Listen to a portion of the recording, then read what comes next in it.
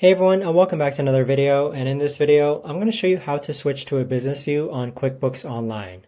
Now this video is going to be particularly useful for individuals. Let's say that you want to switch to a business view just because you don't have that much experience with accounting yet. How do you actually switch to a business view on QuickBooks? Now this video is going to be short, sweet, and simple, guys. There's not going to be a lot of steps involved. Now in order to do this, what you're first going to do is log on to QuickBooks. Then on the upper right hand corner, you want to click on this gear icon. And then you want to click on switch from accountant view to business view. Once you do this, it's going to change your interface ever so slightly on QuickBooks so that you're now viewing QuickBooks in a business view.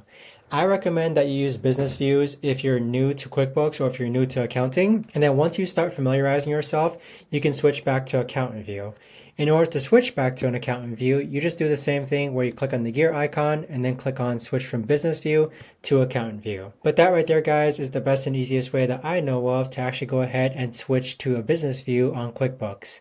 If you guys know of a better or easier way to actually do this, let me know in the comments down below. I would love to know. Thanks so much for watching, everyone, and I'll see you guys all in the next video.